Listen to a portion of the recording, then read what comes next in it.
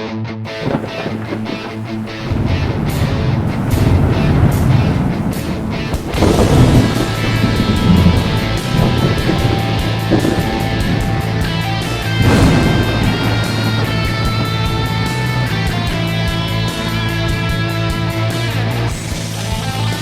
out there. Welcome to the No Shit Cast. I'm your host, Matt Frazier.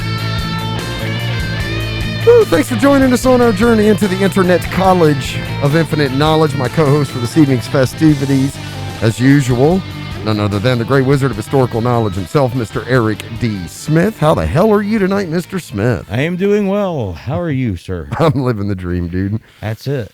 We've had a change up in PPE here on the show after it was discovered that the athletic masks actually don't work too well. I mean, I guess they work really well at inhalants, but when you're exhaling, they don't. The whole purpose of this is to kind of keep it trapped both ways. And it only got me halfway there, so I had to make an audible today and change up to cloth, like masks and shit. So are you going to find new ones to get and use? I don't know. We'll have to see how it goes. Yeah. This is our first run through with doing this, the mask thing this way. So I don't even know how the audio quality or any of that shit's going to come out on this, but it's like a spit we charge guard. on. It's pretty much what it is. It's really muting the plosives and syllables. Well, I was just thinking that because now I don't even bother putting the, what do you call pop filters on here anymore because we have to wear these goofy things. So it's like, you shouldn't need any de-essers or anything. I was out and about today. I took my little princesses out to get their nails did. My doggies out to get their nails cut. And, you can tell things have changed in Ohio here.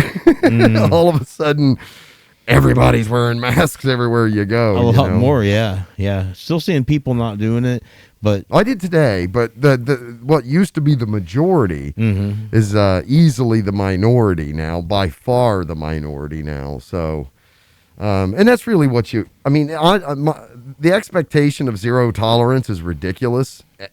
For any reason. Sure, yeah. Yeah. It pretty much always is. But the idea is that if you can just get enough people doing it, it slows it down and helps stunt the spread of it tremendously. So, and only the non-believers will be sick. Praise Jesus, huh? Praise Buddha, Jesus. praise whoever. Yeah. Jesus. Team Jesus. Is that who you're on? You're on Team Jesus? Well, I'm on Team New England Patriots tonight. That's a much better team. Although we'll see, the jury's still out. I know this is I'm not a heretic here. I'm going to be considered that, but I've always been a Tom Brady fan, and he left the Patriots. And I said that I'll stop. I'm pretty much done with pro football anyway. Like overall, I'm just kind of. It just isn't my thing anymore. But see, I was a big fan of Judas Iscariot, and he ended up leaving the team too. Oh, that's right. Yeah. And I've actually had enough of all this organized religion. I was thinking about just going back to paganism. Natural earth type stuff, huh? Yeah. Well, stones, earth, and hey, at least it's got some stuff you can see, feel, touch, hear, taste. Yeah. I know. We're going down a wormhole here again, man. We should probably avoid this. Oh, somebody will hate me yet. Well, isn't that the goal, right? No. Well, I guess tonight. When you came into the studio tonight, you were asking me if I'd had a chance to talk with Neil Thompson yet. That's true. I have not heard from Neil. I haven't talked to him. I mean, I'm not avoiding him in any way. No, I know. Yeah. But apparently it looks like he's wanting to come back on and do another show with the three of us, yeah? Well, together, I got a hold of him, and I talked with him on the phone, and I apologized to him in case he didn't want to come on the show for that, and told him, I said, I really hated that you've seen the worst side of me. I'm generally not such an asshole. And I said, I even surprised you myself, Yeah. And I told him I would be happy to have him on the show and apologize to him and give him the space that he needs to say, about things that he believes in and stuff, and explain it, give him that room. and to let people know that, you know, it wasn't nothing I studied up on or anything. I just kind of rolled in there and had these questions, and that it's not a matter of ego or nothing. It's not my science. It's just science, right? It's not something I did. I didn't do anything. I'm just saying I disagree, but I don't know why I was doing it so vehemently. But I figure that at the very least I owe him a space to say what maybe I kept him from saying, right? It's not that maybe he wasn't able to express himself. I may have just kept him from expressing himself. So he said that he would like to come back on, and I said that's fine. He even said that he would like to debate it with me if I didn't agree, and that he would like to convince me. And I shied away from that too. I was like, you know, man, I'm not trying to do that. I just want you to have your space, man. You know, and we also talked about the other things in common, which was kind of funny because, like, I said, man, I always thought we could be good friends because of the things we had in common. And he's like, wow, I hadn't really met you up until the time that we talked before the show. And I'm like, yeah, same here. But I knew, you know, like I know that you're into sci-fi, right? Yeah, you know, into Star Trek and Doctor Who. Yeah, you know, you're into RPGs and stuff like that. You know, I see a lot of stuff that he posts, and I'm like, yeah, you know, I would be friends with him even if we didn't agree on these issues of science. But anyway, he wanted to do it again, and I think, you know, it might be more fun and stuff as long as I'm not such an ass. And, you know, and if he wants to ask me, like I said, I would say I wouldn't lie or nothing. I would say what I thought.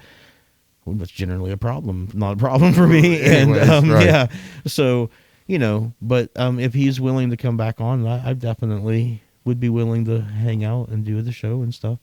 I think, first of all, I think you need to move that can out in front of the big clock so we can see what time it is on the table. So if you wouldn't mind, without kicking anything, reach over there and move that. Yeah, take all the fun out of it.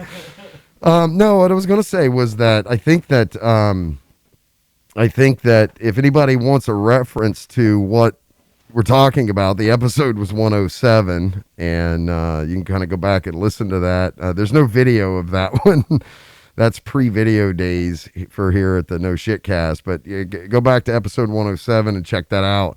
You'll understand. It seemed to be a very contentious episode, and it was one. It put me off of doing debate style episodes ever again. Like I was like, you know, that's just. Not interested in this kind of show. Not interested in this kind of format. Don't know who that guy is over there in the chair. I've never seen that dude before. I don't know why he's such an ass, but I know you said you felt like you played the referee during that show, and more than anything, yeah, and I feel like I did a terrible job of that. Well, I mean, what could you do? You were caught by surprise. I mean, you didn't. Wow. You weren't. Nobody was. Yeah. He said that. You know, he said that for a moment, at one point, he thought it was like a setup or something, like a joke. Yeah. But it just kept going. Yeah. And but no, I mean, it wasn't a setup at all. It was a misunderstanding. Like, you know, for whatever reason, I thought that I didn't know him.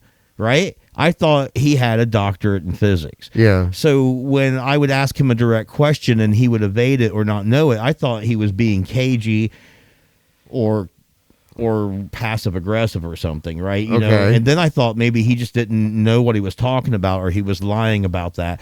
Then I come to realize he didn't have one at all, and I was like hitting him hard in these areas. Yeah, it was unfair. In a way, yeah. I mean, not like I do or nothing either, but apparently most people don't care about that shit unless it's their job to or something. No, you know. Well, we all laugh about the fact that you're a history major, but why? Oh, because you don't like math. That's the only reason you're a history major, right? It's because you hate mathematics. I'm not even sure I believe math exists. Not only do I hate math. Get off my show.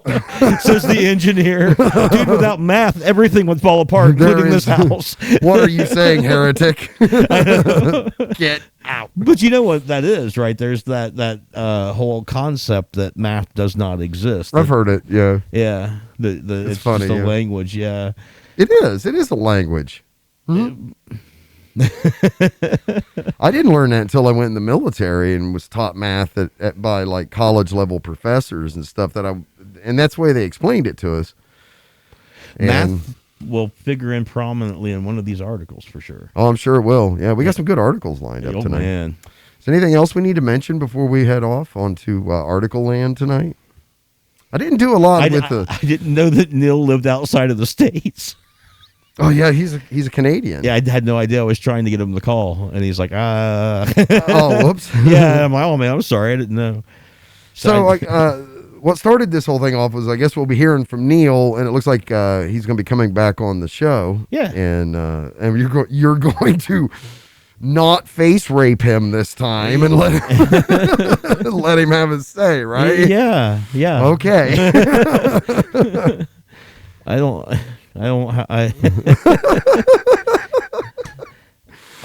I'm only there to. I'm merely a vessel, my lord. Right? Yeah, I'm really here to apologize. I mean, I do feel bad about it, man. Like, I don't know what came over me. I really don't, and I'm not normally like that. And I know you're not. Have I not felt bad about it ever since? Yeah, since the day the moment we finished. I felt terrible. I was like, God damn, dude. You're like, ooh, maybe I was a little harsh. Maybe. Let's go back and rewind the tape. Well, and it was that guy on the on YouTube that comments. Dan W? No.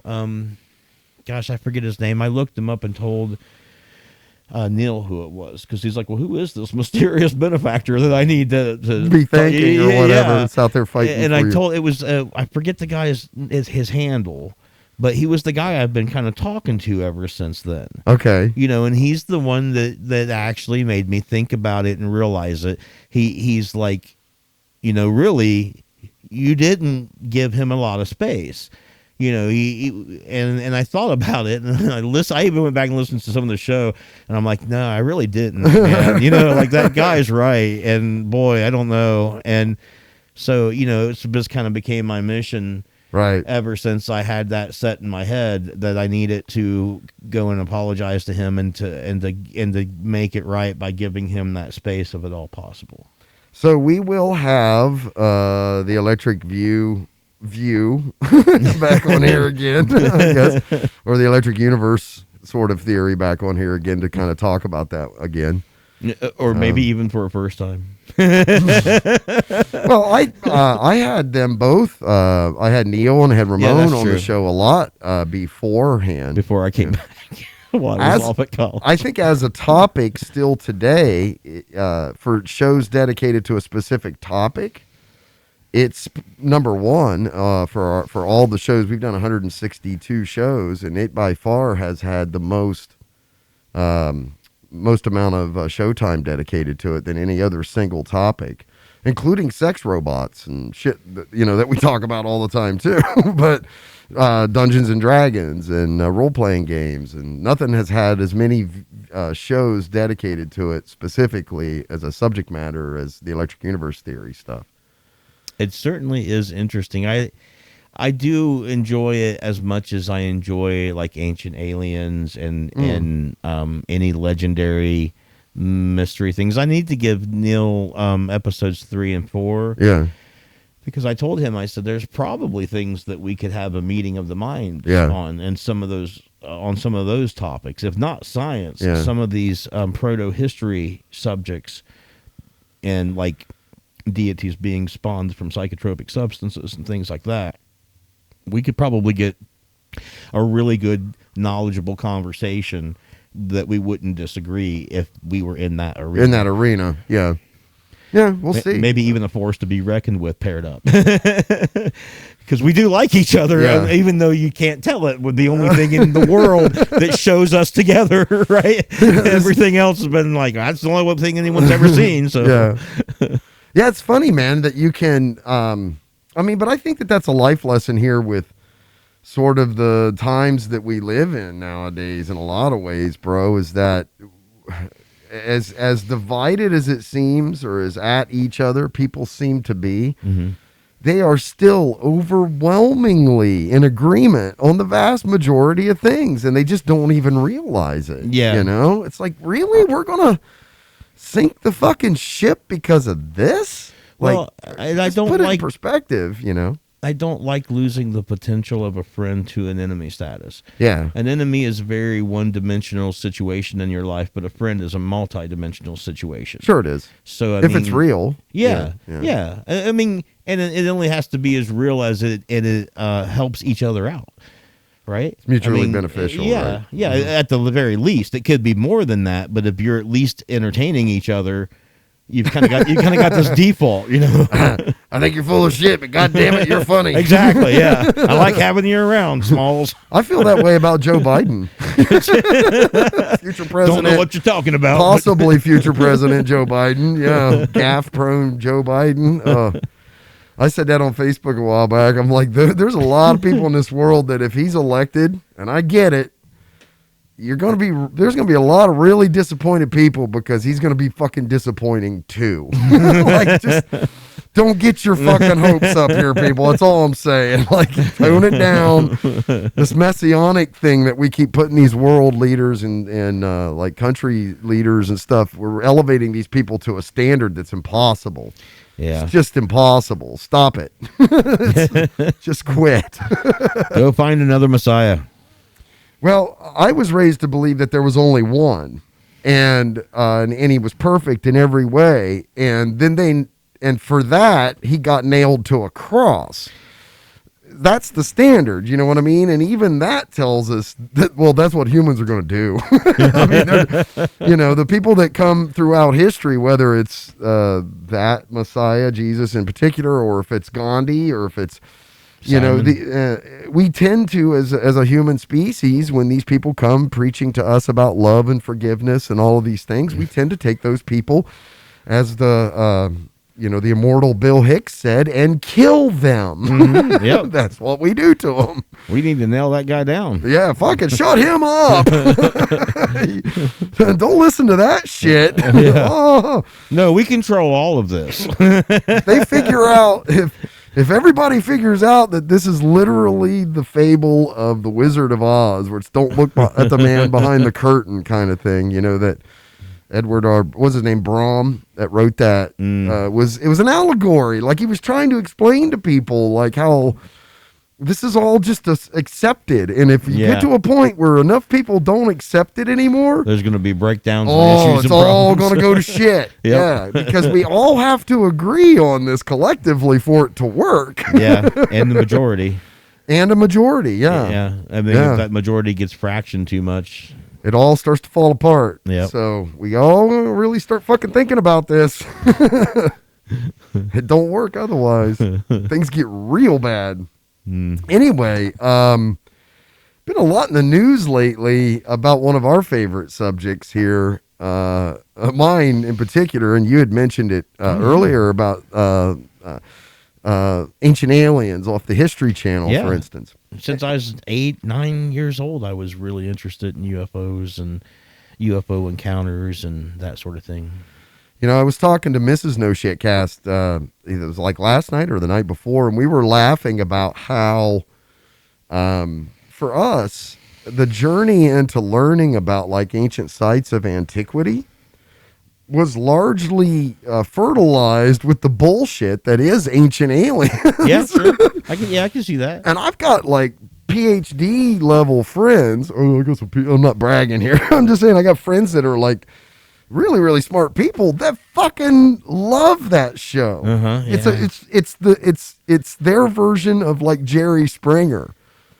Does that make sense? Like, they get that it's like that it's, but they love it anyway. Sense. Yeah, I mean, I love it, and I don't subscribe to any of it, right? No, but you still really like that show. Yeah, I mean, enough to where I've watched all of them, and I've, before they were even out, I had read like 4 or 5 Eric Von Daniken books. Yep. You've seen the movie and had the soundtrack, and I mean, I was really into it. Chariots early of the on, Gods, all that shit, yeah. So I mean, it's been like a lifelong thing for me, but it's it's the romanticism in me. It's me wishing that there was a universe full of life and diversity and different cultures and things to learn, and that there were people who had made it a little further than we had down the path. And you know, and it was the same thing with anything like that, psychic phenomenon or any of that stuff. You know, it would be really neat if we lived in a world where you could occasionally get somebody that could tell the future or had a prophetic dream or something of that nature. It would be really cool if we lived in a world where the sleeping prophets and that kind of stuff were more of a normal thing, huh? Yeah. You know, where you could find really proof of the Egyptians having come from Mars, you know, from the Cydonia region or something of that nature. That would be really neat if you could prove something like that, to find some ancient ruins on a planet like Mars. You know, if it was habitable way back when. But we were talking about, you said there's a theory that the Jewish people are actually aliens. And it was like, wait, what? Like, yeah, there's a fucking theory for everything out there, unfortunately. Welcome to the world. That's what started that whole conversation about them being different from everybody else in the ancient world. Yeah. And being monotheistic. Yeah, that was kind of why they thought that when they said that they were the chosen people, it's because they came from somewhere else. Well, when we went deep into this subject, what really fucked me up and got me like really fired up about this again was when the Joe Rogan Experience had on, I can never remember his name, the guy that says he was a physicist that worked at Alamo. Bob Lazar. Bob Lazar got me all fired up about this again. And then we ended up kind of going down a rabbit hole on that and finding out that element 115 wasn't actually so significant to predict. It is very hard to synthesize or create, make it. Yeah. And if you made it, there's no guarantee it would be the thing that powered engines. You know what I mean? Yeah. Because there's going to be ancillary sort of technology that would ultimately kind of have to go with that. You haven't even made it stable and put it together. Yeah. You haven't even done that yet. How can you be sure that it's going to be the element that's powering spacecraft? But Bob Lazar made some very specific claims as to the methodologies for motivation, like how these things move around and things like this, and the sort of the designs and like. But this happened like back in the 80s, I think, right? Like a long time ago, and he put out this thing. Blah blah blah. He built like a rocket bicycle or something too. Oh no, he put a jet engine in. Yeah, I think he did that too. But he put a jet engine in like a Honda, like a vehicle, like a Honda Accord or a Toyota Camry or something like that. Like somehow that's supposed to prove that you're like super smart and know about UFOs.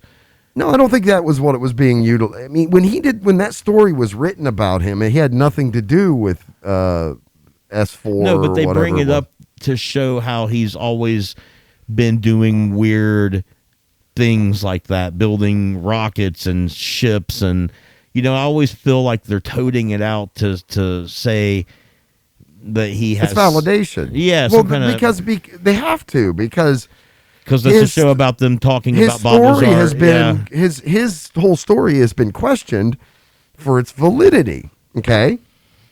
All right, so putting Bob Lazar aside, some context. Controversial guy.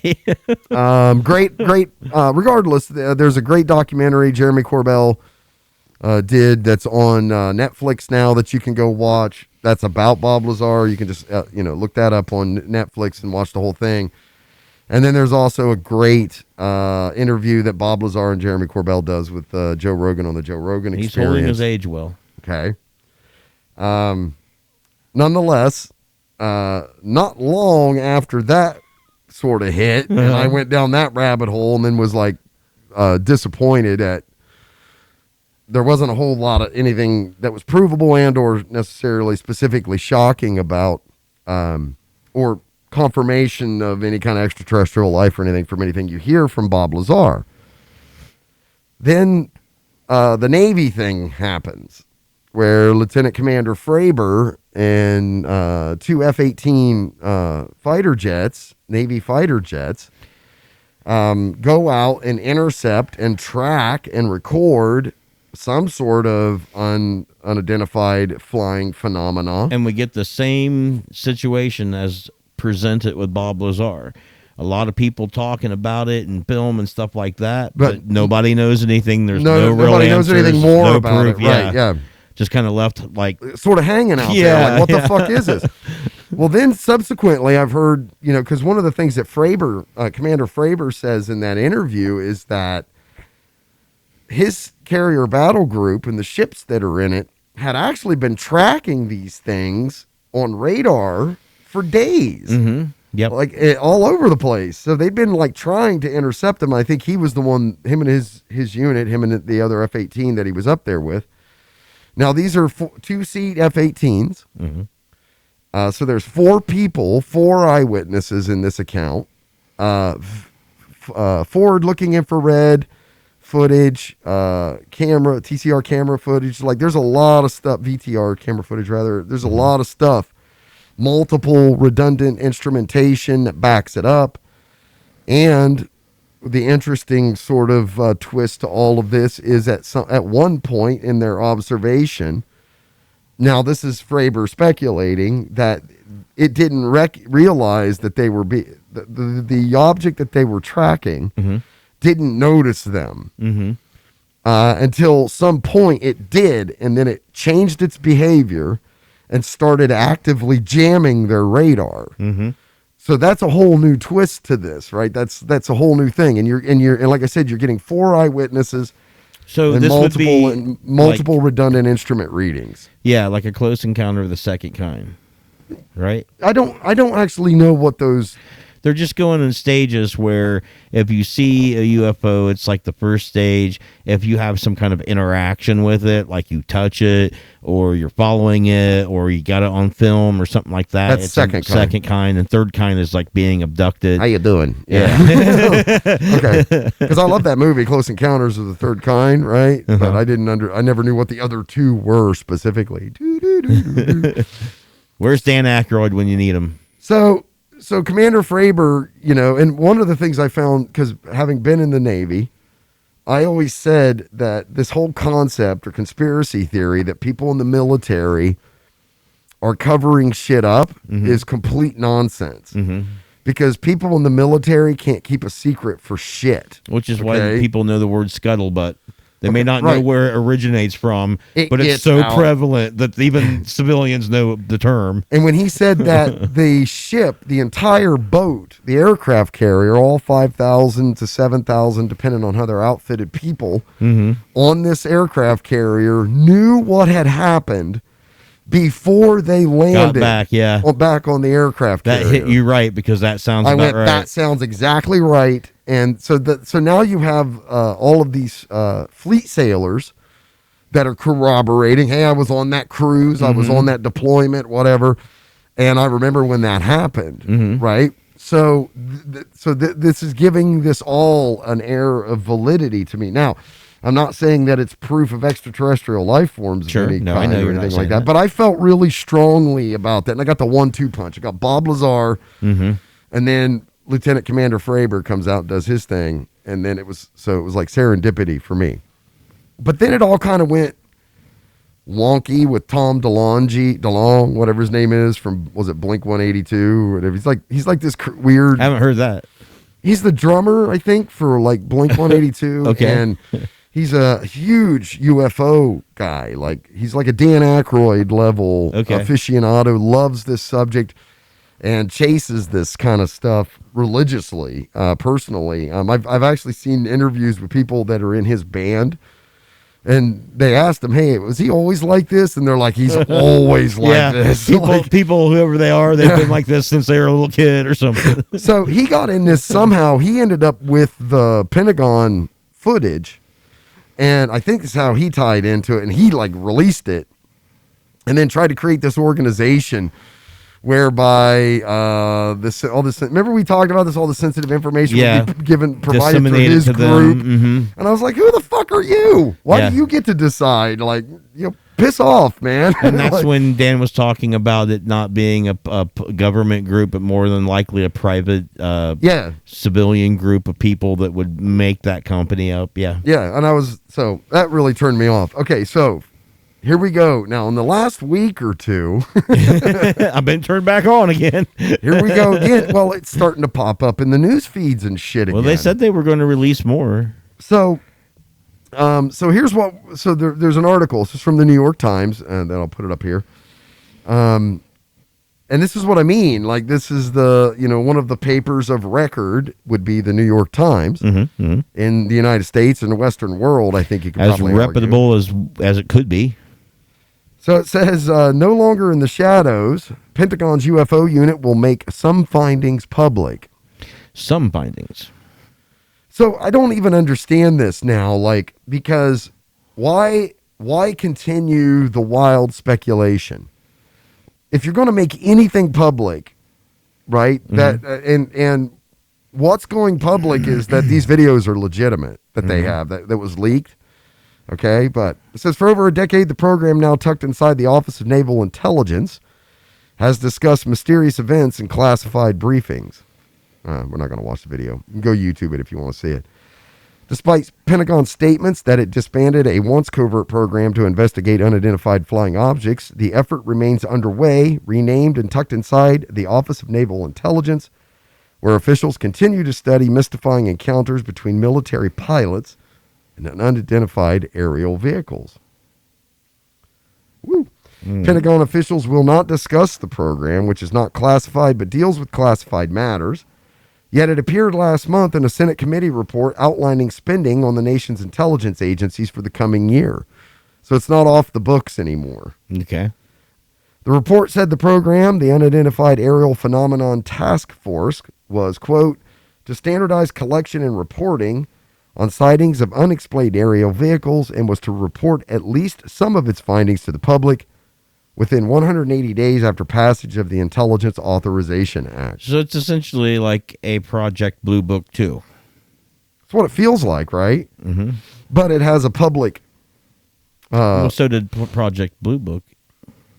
I guess it did, didn't it? It was supposed to explain the natural phenomenon in nature that made these things happen, like, you know, and how it wasn't like weather balloons and things like that. Yeah, and how it wasn't aliens. Yeah. Yeah.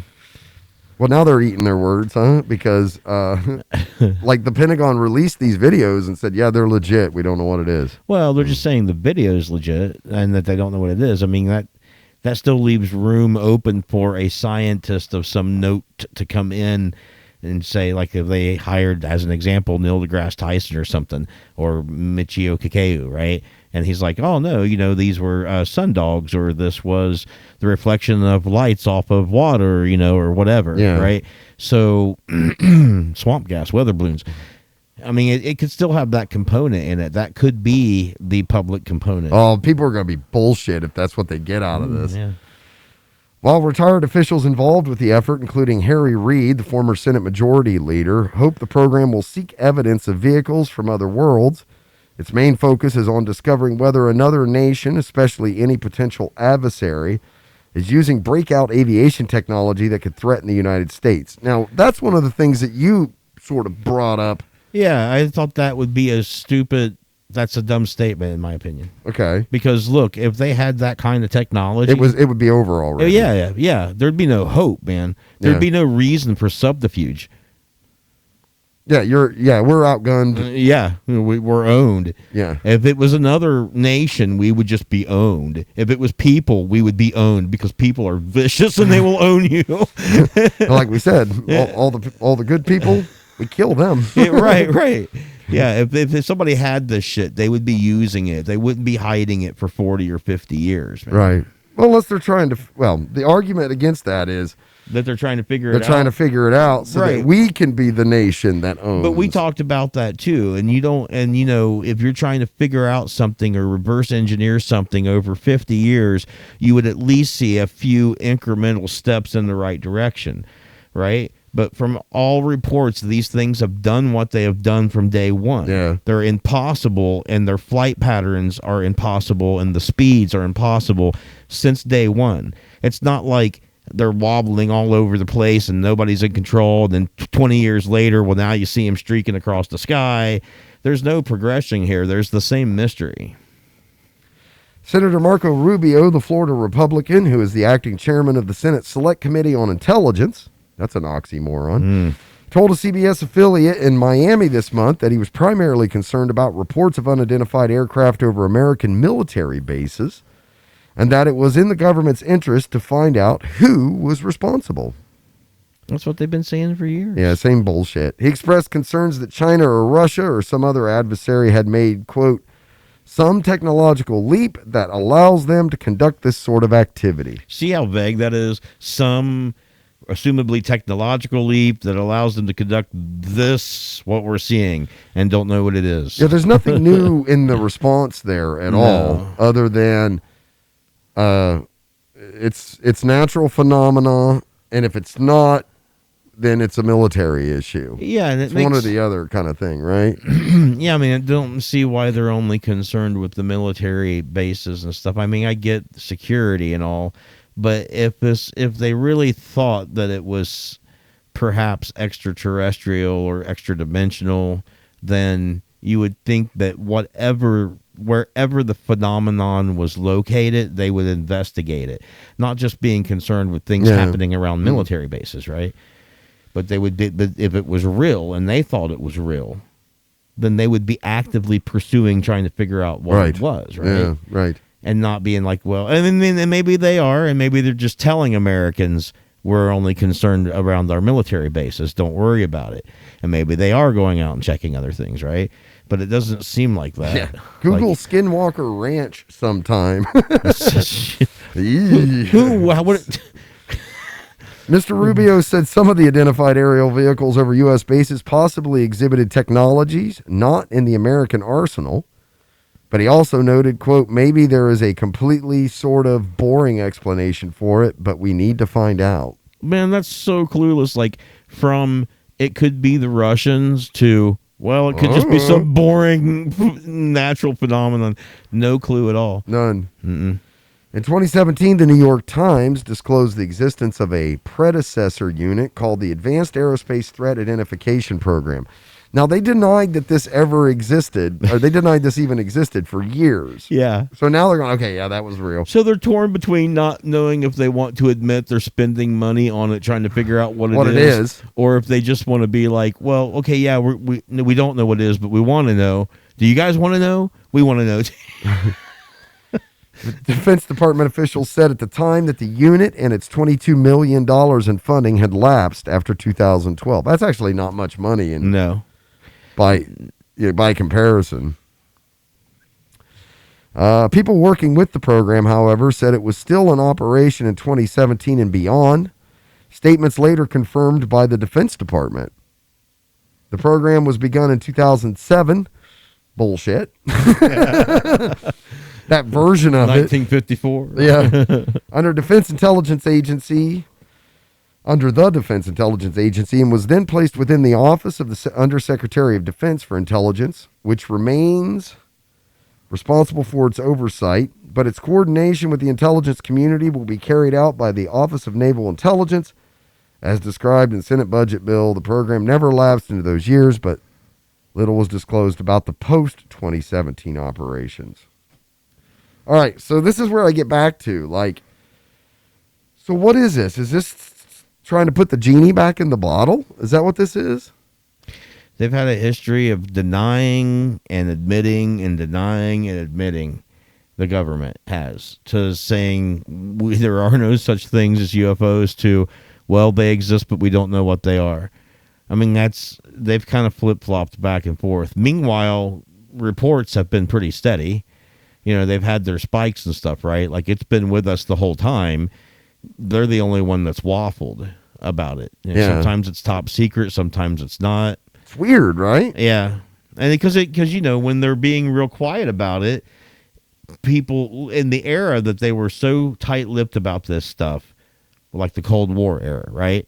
that's when all of the fertile ground was there for people to say Area 54 has alien bodies or 51 has alien bodies and wreckage from the Roswell crash and all this, right?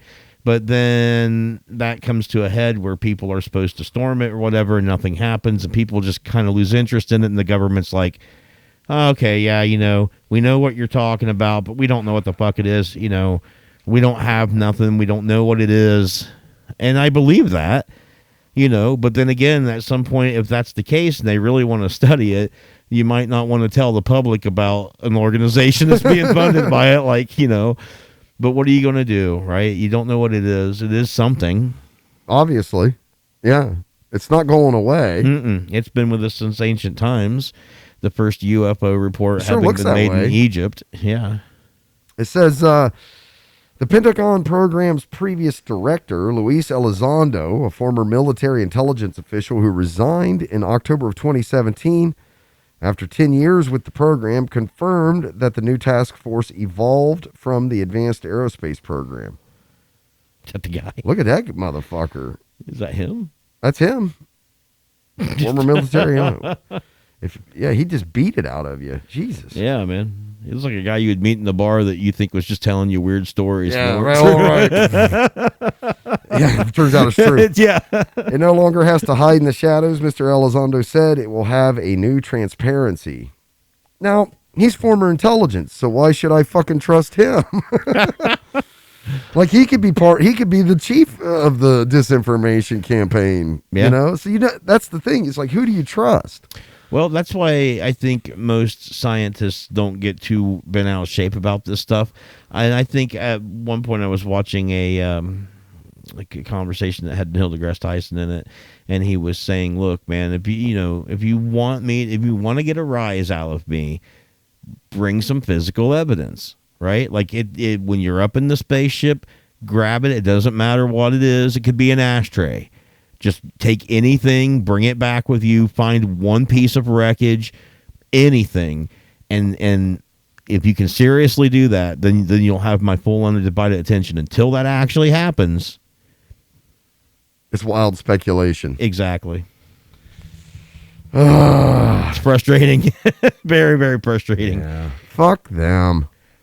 This is just more of the same bullshit. There's nothing like I said, they're like trying to put the genie back in the bottle or something here. Some findings public. Look, bitch, you got fucking heads up video from a fighter jet. So enough with the games and the charades now. It's sort of over. Well, they make it sound like they're the only people that has the option of having this footage or finding these things. Or understanding what they actually are. Right. If they're real and it's a phenomenon that's happening all over the place, and the chances of finding a downed spaceship or whatever are just as good for somebody walking in the woods as it is the military.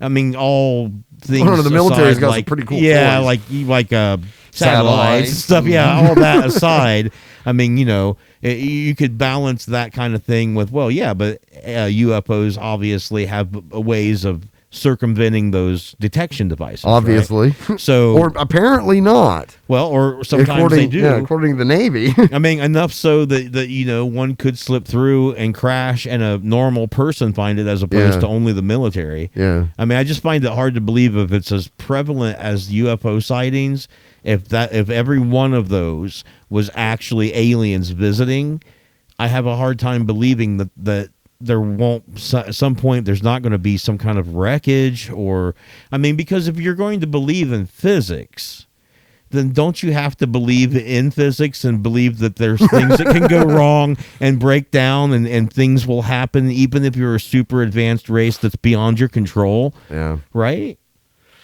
I mean, unless you're saying that these aliens are so far ahead that they control matter, space, and time. If they're just regular people inside of ships, mechanical issues do happen. There's two sides to this coin. They either A, are playing by the same rules of physics that we are, or B, they understand physics in a way we don't. True. Right? Yeah. So it's one of those two. But that implies that every alien race, because there's a diversity of ship types and crafts, right? meaning there's probably different alien races, right? That also implies that all of these other alien races have that same understanding and are able to do the same thing. There's only one that I believe. So as far as I'm concerned, there's one Alien ship race? type. One Okay. ship type. And it's the Tic Tac that Fravor saw. Now, Now why there's don't- another Navy gimbal video, another Navy video of what they call the gimbal, of this thing turning and shit, but I'm not so sure it's not the same. Okay, so why don't Video you of the same believe in thing. the other types? Because I don't, I put in my faith in the sensors and systems inside these F-18s, Okay.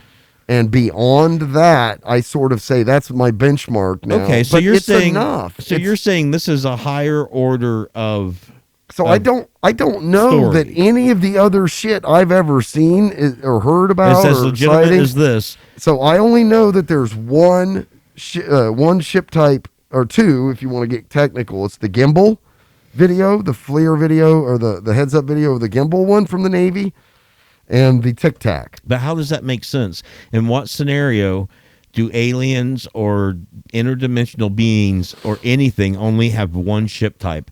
I mean, that's impossible for us humans. We've had a multiplicity. No. of- I'm not saying they don't. I'm saying that the only ones that I have any faith in Okay. actually existing, because, like, I don't know if Bob Lazar saw fucking anything or didn't, because I don't have any evidence to what he saw. What about the? But I have evidence to what the F-18 guys were seeing and those air crews were seeing. I have evidence of that. What about the tens to hundreds of people that seen the Phoenix lights or the UFOs over Washington D.C.? I didn't see that. Yeah, but I mean, Yeah. what do you say to Oh, because- mass sightings? I don't know because it didn't jam their radar. It wasn't cross corroborated by multiple sensors from multiple aircraft. Like, there's a lot of shit that went on in that sighting. Okay.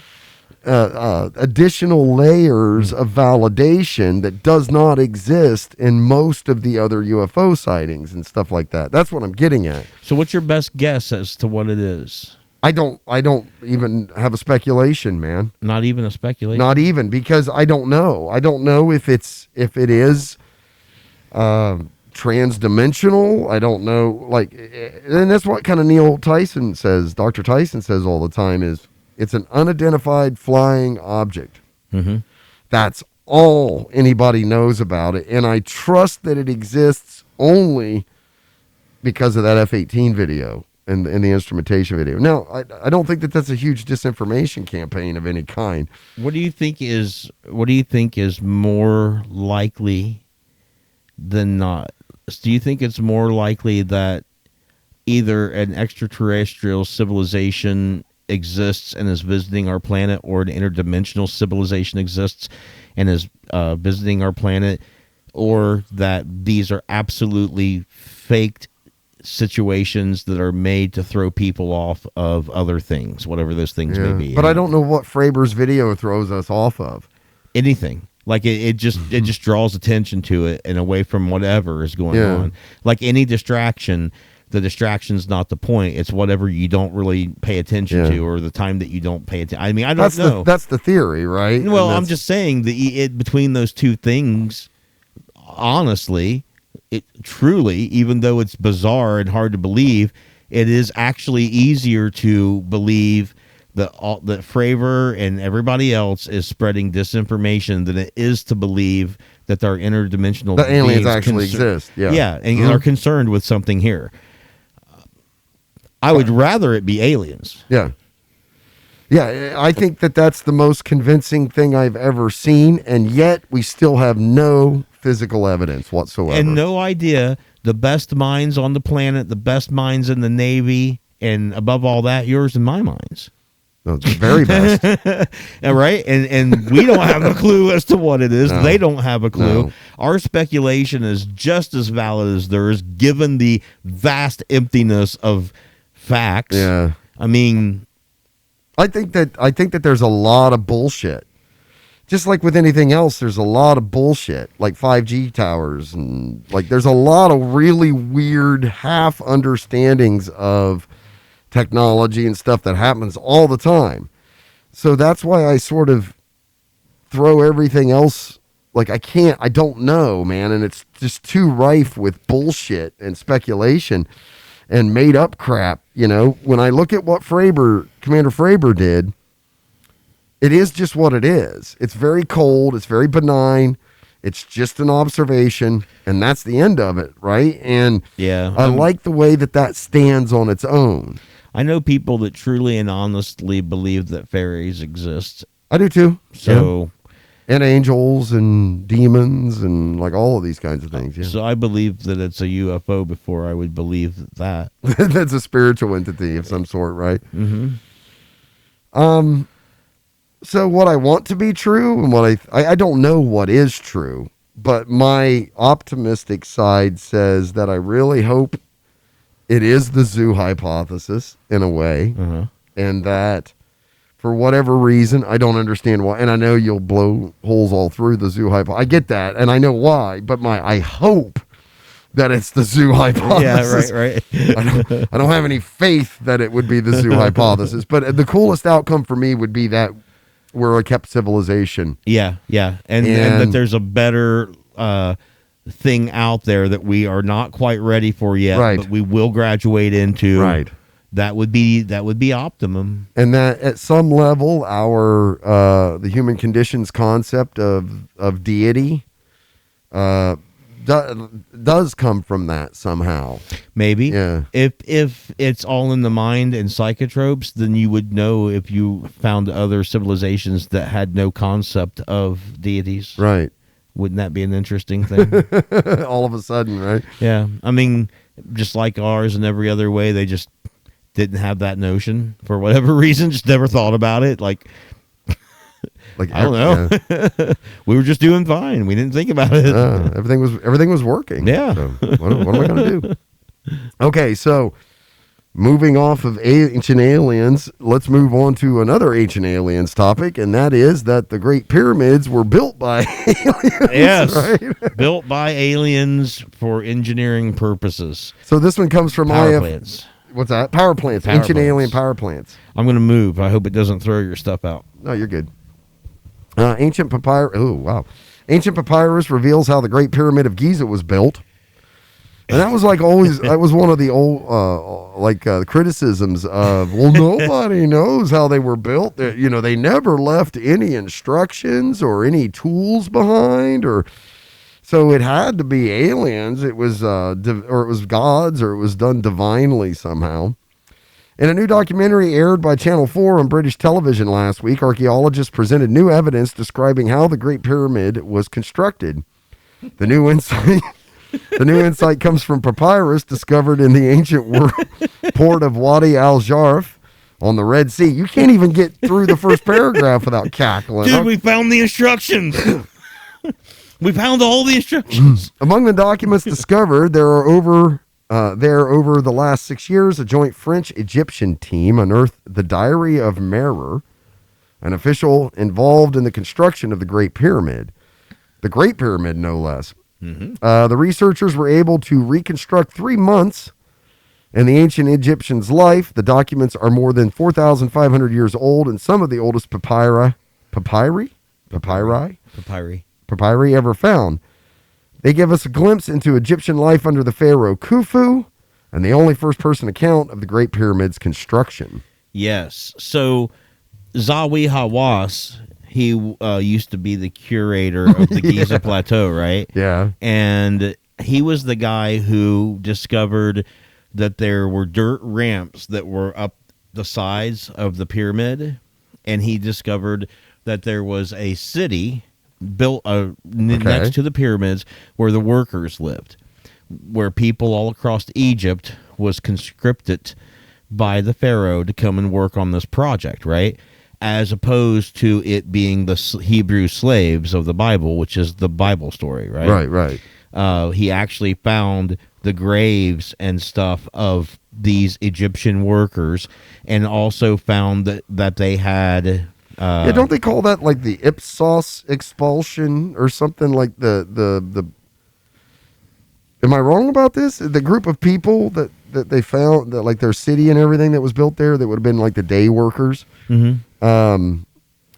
At some point there was a like a revolution or rebellion, and then I thought it was called like the Ixos expulsion or something like that. That sounds familiar, but I don't remember go ahead. having anything to do with the building of the pyramids. Yeah, I mean, the only point I'm trying to make is he found the work camp. Okay. And he found the bodies there, and they were Egyptian bodies, and they had injuries consistent with stone masonry and that kind of stuff. Yeah, exactly. I remember that. Yeah. So I mean, he pretty much put to rest.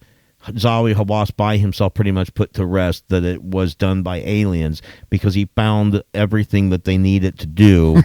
Right? The only thing he didn't know was a detailed way of how they got blocks there and where exactly they came from and how they did it. Right? But people did it. But people did it.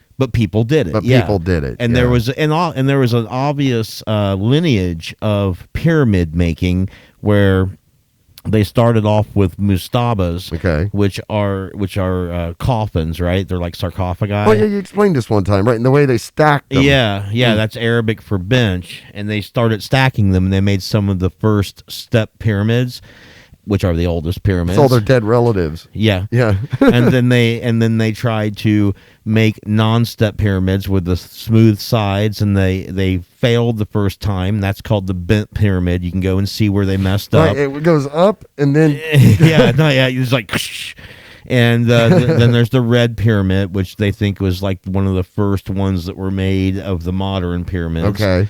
And then they lead up to the giant pyramids at Giza, right? So there is a lineage that you can go back and look at. Yeah, of engineering.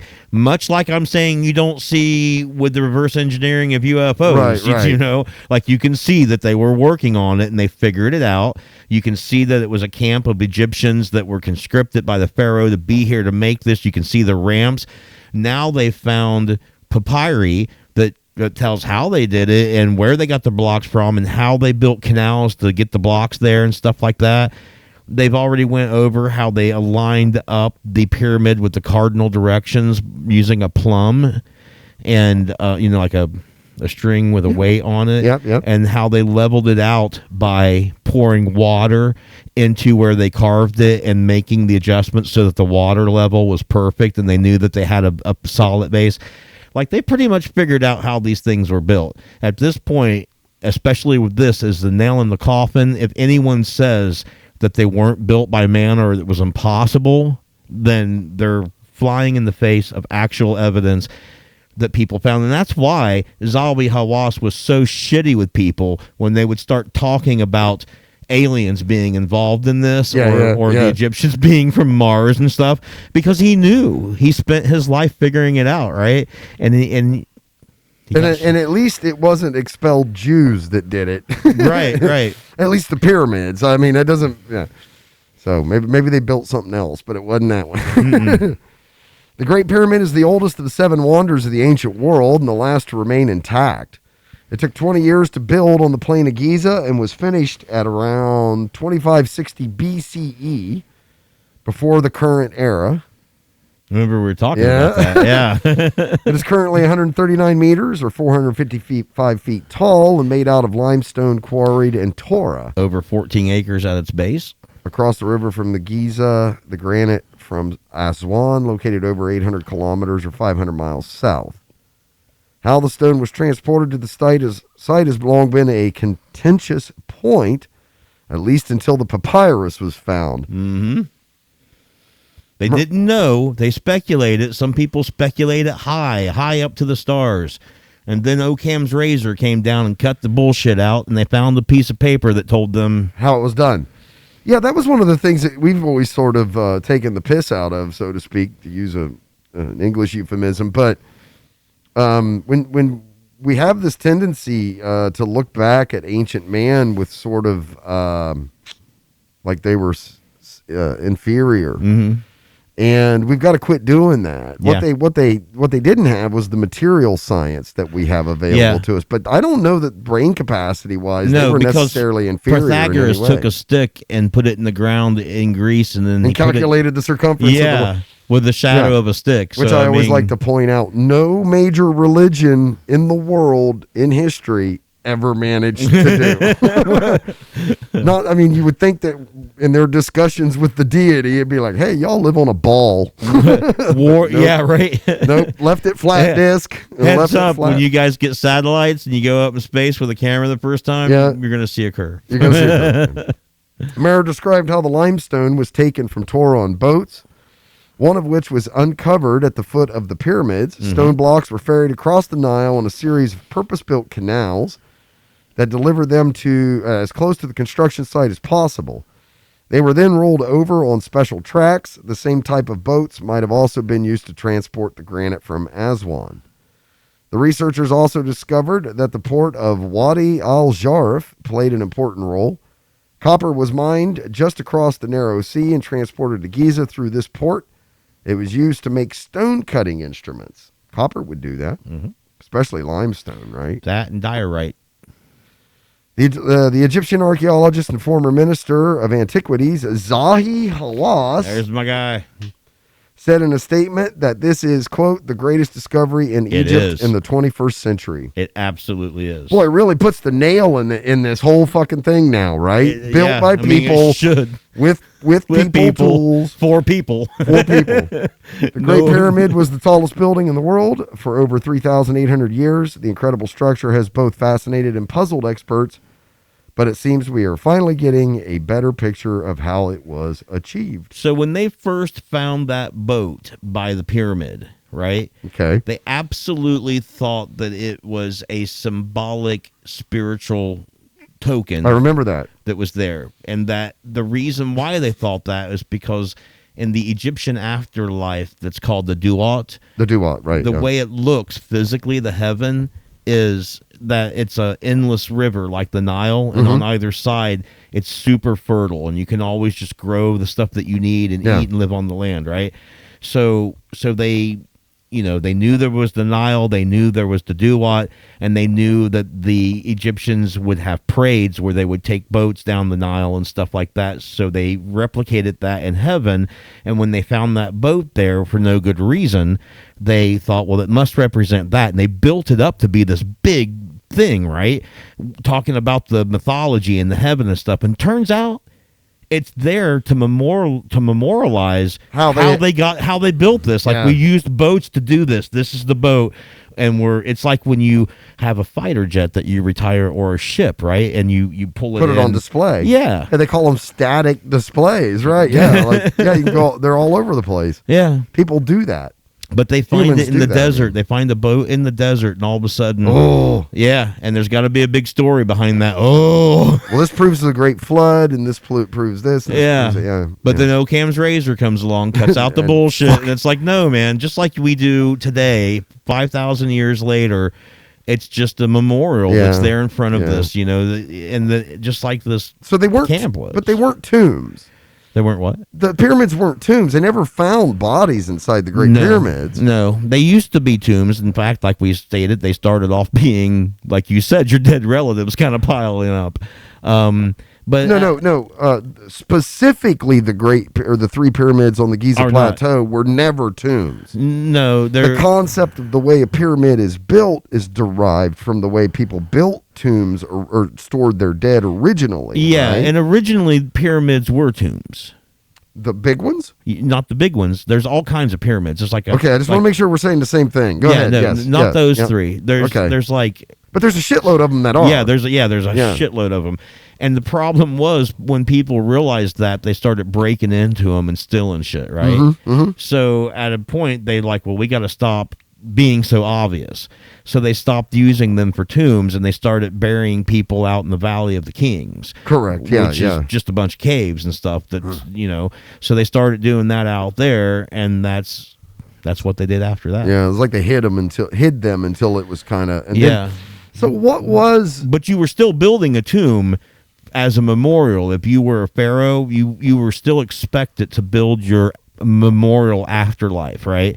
Which still symbolically took the form of a pyramid, because in the Egyptian creation myth, there's the first piece of earth was called a bin, and it was a pyramid-shaped earth that was the original Earth, right? So Okay. when you go into the churches in Egypt, there's always this raised center area that's got a replication of this. Interesting. Okay. So that form had been with them and was symbolic, and even though they stopped putting tombs or sarcophaguses and dead bodies inside of pyramids, Right. you still built a pyramid.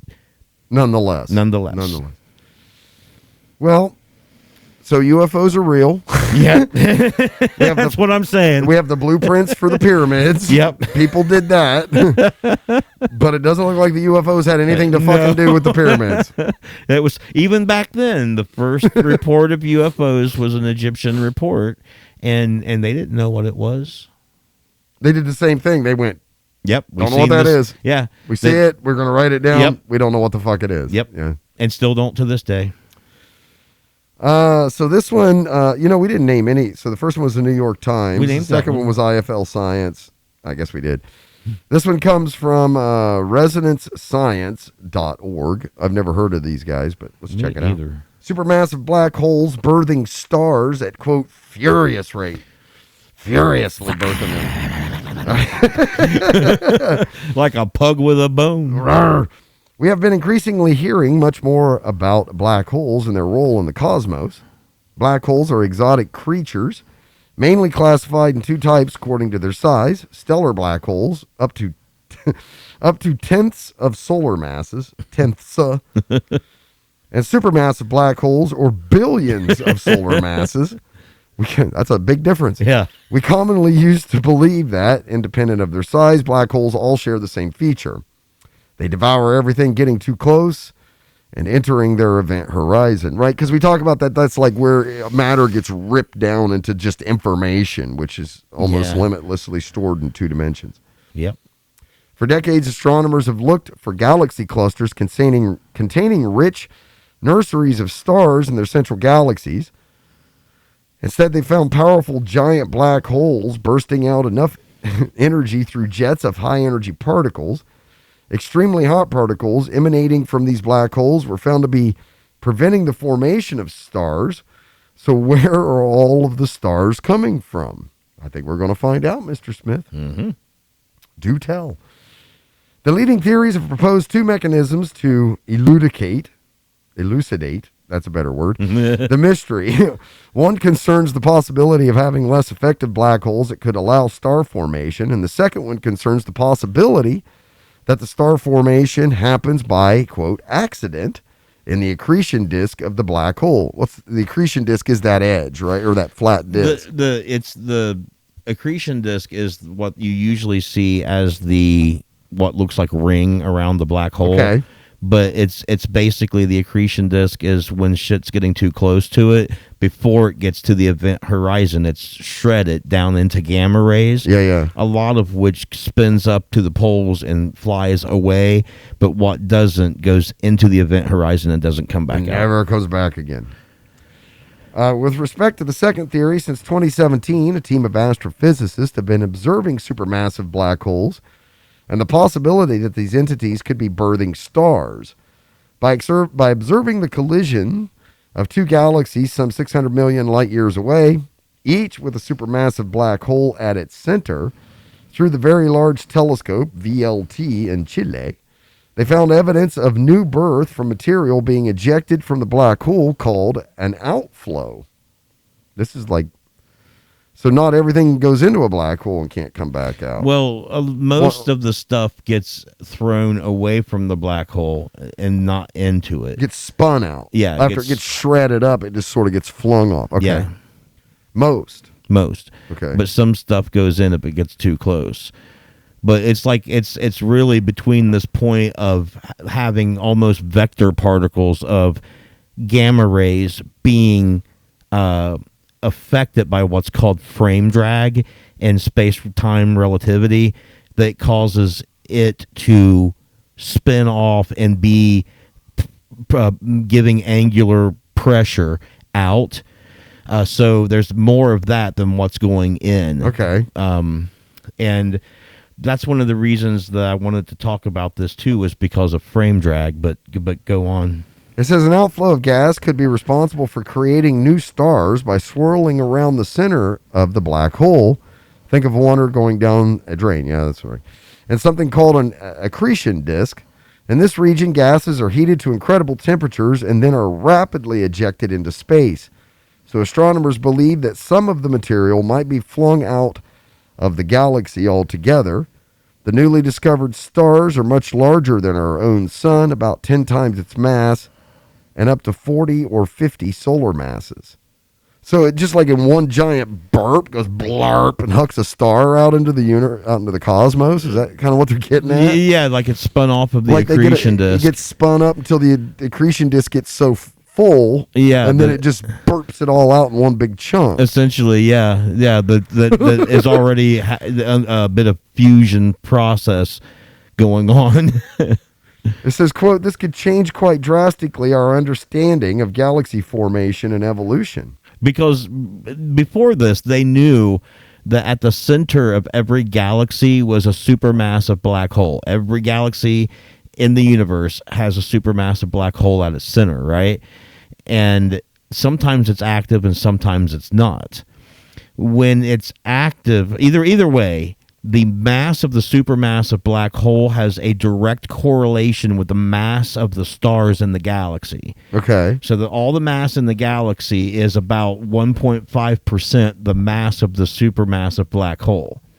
And that correlation exists for every galaxy and every supermassive black hole. So they knew there was a direct correlation between galaxy formation and the size of the black hole in its center. Now they're finding that it looks like new stars are birthing off the accretion disks. So if that balance ever gets out of whack, either the black hole's going to eat some of the material, or it's going to burp out some more to make sure that it's constantly maintaining that balance. Yep. Interesting. That's very physics, though. That's nature finding a and it's all about gravity. Without gravity doing what it does, none of this would be happening. And that goes directly into why I believe in the theory of relativity and the physics, right? As opposed to other things like the electric universe and maybe even other things, right? Creationism is a yeah, because we just keep finding more and more proof of things needing to be building upon the things we already know to work right. And if you start taking that out at the bottom... Isn't that at least some form of confirmation bias? In what way? Because you're constantly looking for the data that supports your existing hypothesis. It would be if there wasn't such an overwhelming amount of data and if it wasn't past a hypothesis status and into a solid, strong theory. I'm not saying you're wrong. I'm playing the devil's advocate. No, I know that. And to that, I would say that would be a misunderstanding of what it is that we're talking about. We're not talking about grasping at straws where whatever data that you can find that supports what you think is right. It comes from years and years, decades and decades, hundreds of years of people finding things out and building on that and realizing that if you was to take one of those concepts like gravity that came along early in all of this and you remove it, then things that we see like this make no sense, right? And that's what I kept trying to get Neil to do. I'm like, okay, if you're going to take that underlying pin that's gravity and you're going to say, well, it's not that, can you show me how electricity comes into that picture and supports everything that gravity does? Because we talk about gravity with time dilation. We talk about gravity as it bends light, and we talk about gravity and frame drag and space-time relativity, and we talk about gravity and planet formation, and we talk about gravity and supermassive black holes, and now we're talking about how gravity of a supermassive black hole spins off stars in a galaxy, right?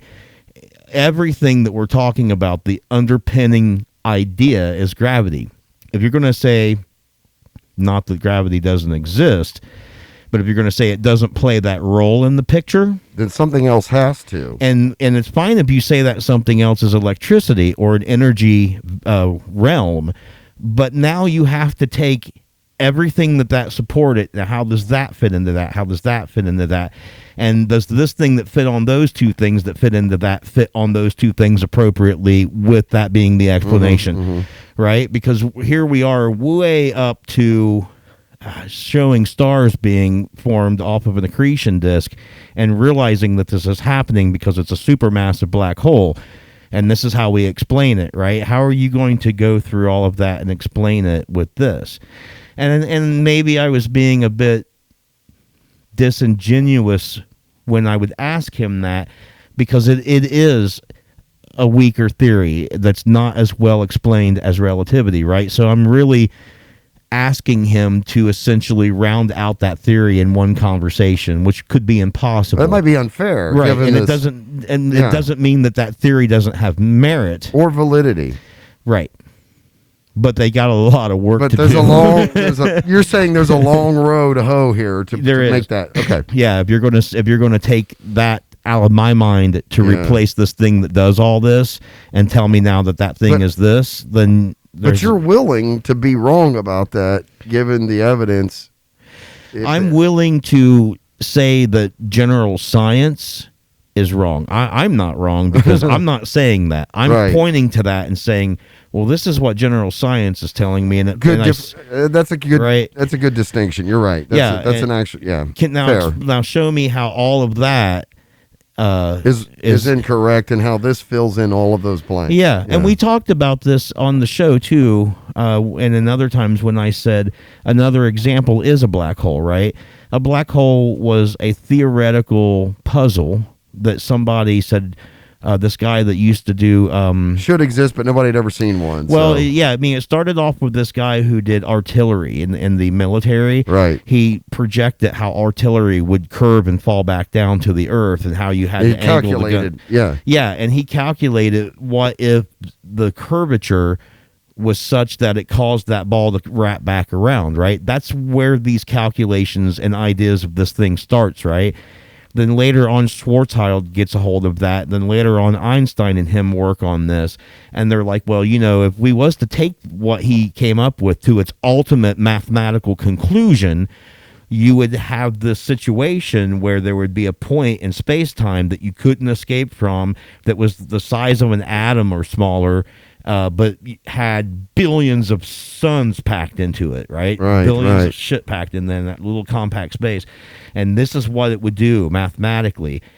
And so they're like, yeah, but that's just crazy. Yeah. That's like if we did a what if, right? Let's turn everything up on 10, right? And then people started realizing that there were stars out there that could only be moving in the way they were if there was an invisible, supermassive object causing them to do that. Right. The only thing that would come close to that was the math that they had done on black holes, right? And so eventually, with Cygnus 1, I think it was, they were able to pretty much prove that they existed, because they were able to show the stars moving in that way and calculate the amount of mass. Or no energy, so you don't or light. see So nothing. it's just a blank. It's a there's void. nothing. They just mark it with a plus, right? And then eventually that led to people taking an actual picture. Right. Which we had on the show, and we talked about. It was a worldwide effort. And so it went from an idea, like this could be the way it would be, and this is how it would math out, to I think we're seeing this out there, to look, it's there, we took a picture of it. And now they're seeing it with other telescopes puke out the basic building material, or if not fully formed stars. Yeah. Like puking them out as necessary, kind of thing. And all through the grace of the mechanics of gravity. And we don't know what it is. Like the whole universe is running off of it, and we don't know what it is. And that's why the Electric Universe people are seizing that spot on the body of physics to attack. And to be honest, man, there's a lot of animosity with that group on people who are academic minded or who are academics.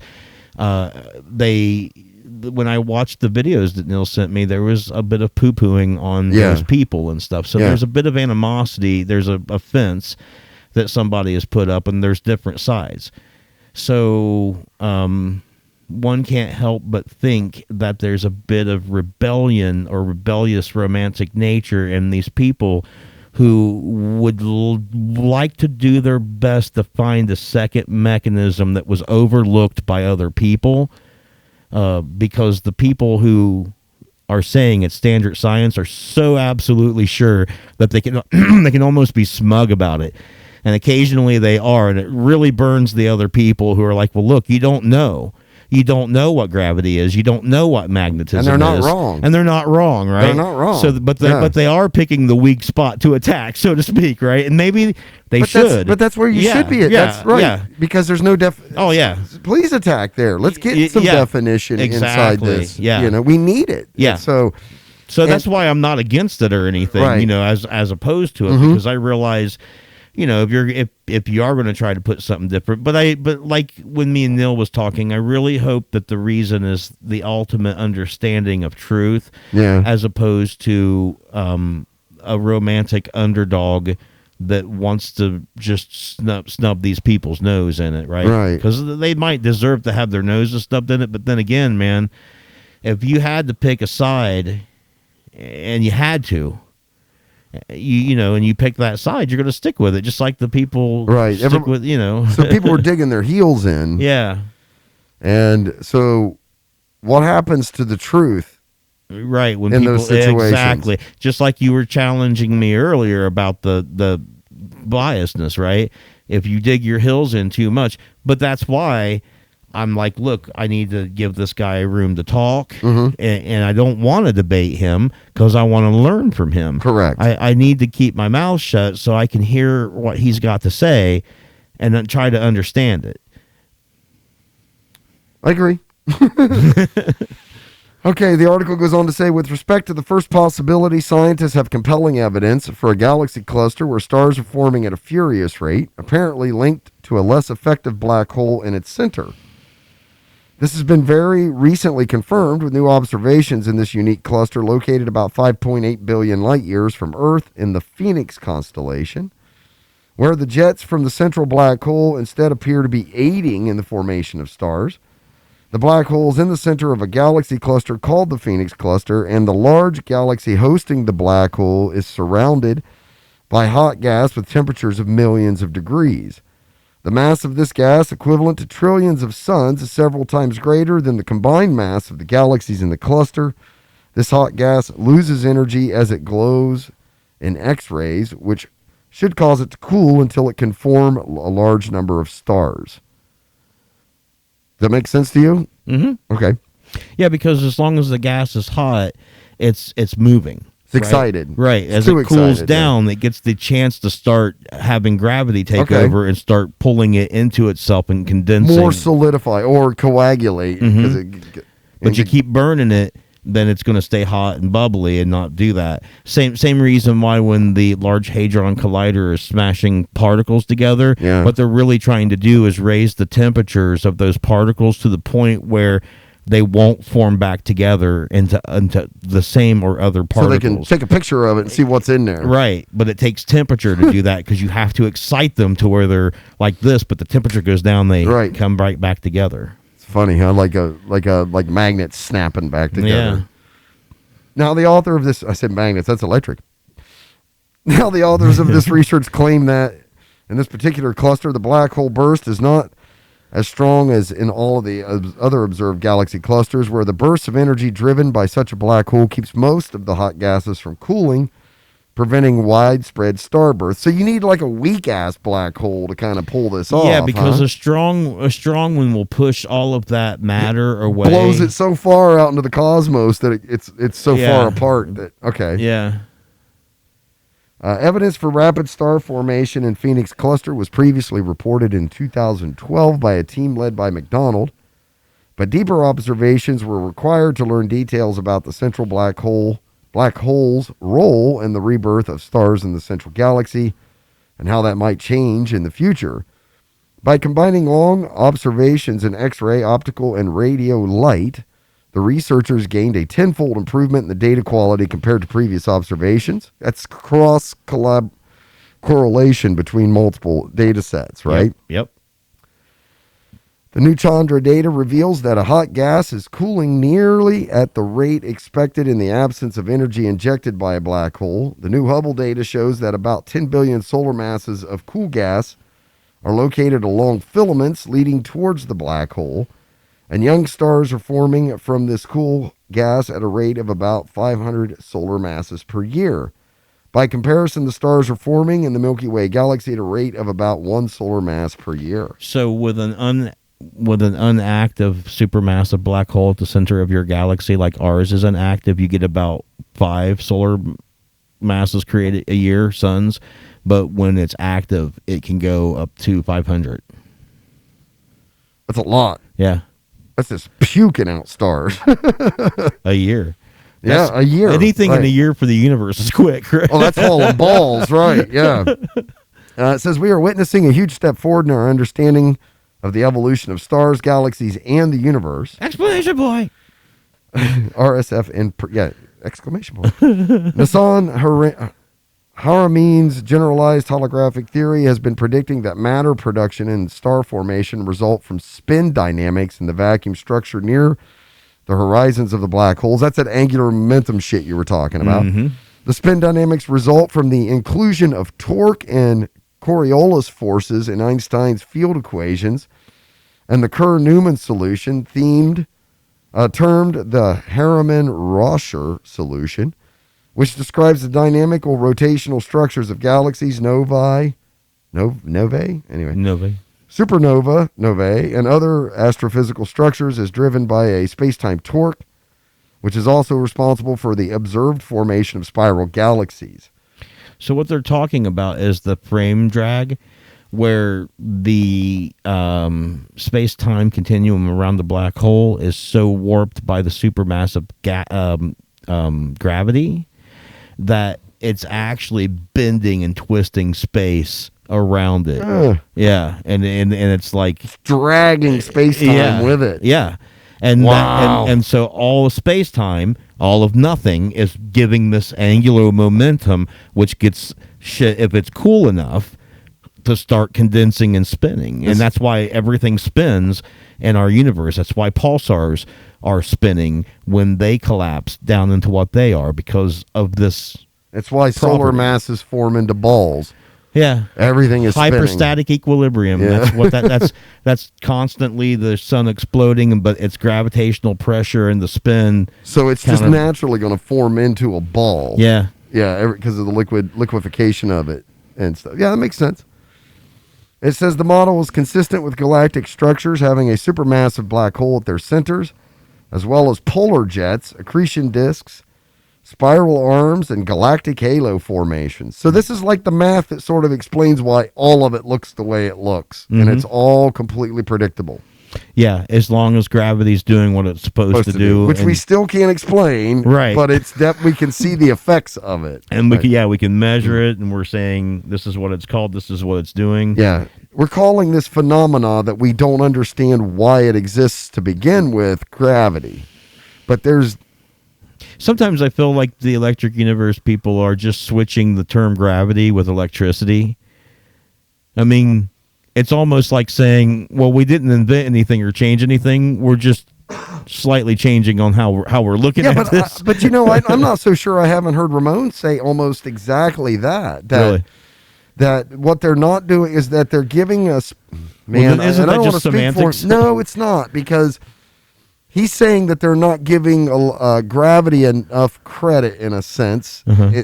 Now, I'm putting words in Ramon's mouth. So you mean electricity not enough? That's credit. What I mean, right? Okay. Like it is as much a part of gravity as anything else. And by saying that it's excluded, then does not give you a full understanding of gravity or this electric universe theory. So. Because they lean heavily on a lot of the established data, a lot of physicists and stuff from history, so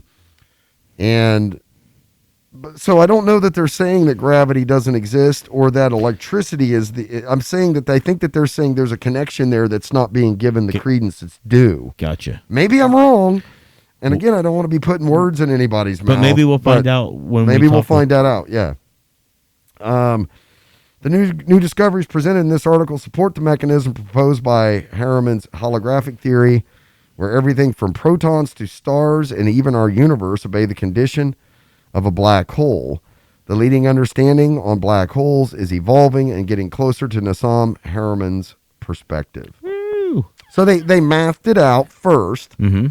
and then they went out and looked for physical support for their hypothesis, and they found it. Then it became a theory. Yeah. Then they took a picture of it. Now it's a reality.